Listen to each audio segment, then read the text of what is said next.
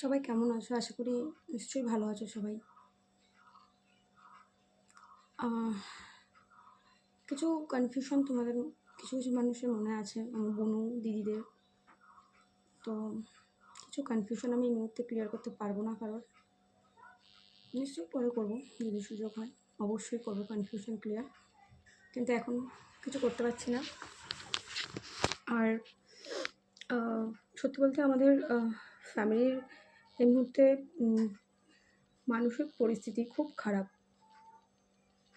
খুবই খারাপ। সেটা একদমই আমার কারণ বিষয় নয়, কিছু আলাদা কারণ আছে যেটা তোমাদের বলতে পারছি না এই মুহূর্তে। বলবার মতনও নয় জিনিসটা যে বলবো। যদি কোনো সময় যদি পরিস্থিতি আসে নিশ্চয়ই তোমাদের জানাবো। এই মুহূর্তে আমাদের পুরো পুরো ফ্যামিলির মানসিক অবস্থা ভীষণ খারাপ, ভীষণ খারাপ। আমি জানি না আমি কীভাবে তোমাদেরকে এক্সপ্লেন করবো কথাটা, বা আমি কথাটা আমি তোমাদেরকে বলতে চাই না। কেন আজকের দিনে কথাটা বলতে পারছি না সেটা নিশ্চয়ই তোমাদের পরে আমি জানাবো। এই মুহূর্তে আমি এই বিষয়টা নিয়ে কোনো কথা বলতে চাই না এখানে। একদমই ভেবো না যে আমার ব্যক্তিগত কোনো কারণের জন্য বলছি, এটা আমার কোনো ব্যক্তিগত কারণ নয়, এটা আমাদের ফ্যামিলি প্রবলেম একটা চলছে। হঠাৎই হয়েছে তো জিনিসগুলো, তো সবাই মানতে একটু কষ্ট হচ্ছে, আমাদের বিষয়টা মেনে নিতে একটু কষ্ট হচ্ছে, আর কিছুই না।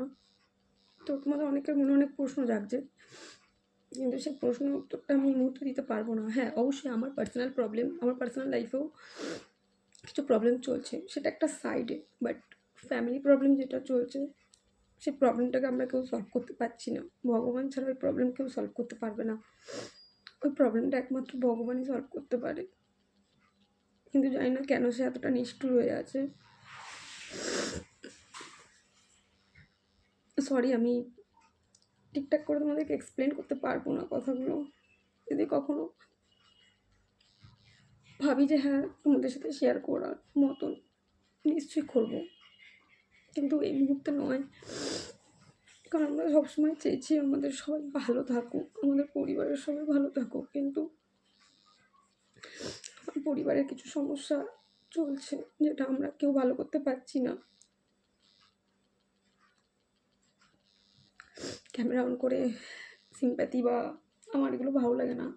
যা তোমাদের কিছু মানুষের কনফিউশন আছে, কী হয়েছে সেটা ঠিক পরে কোনো এক সময় জানাবো, এখন নয়।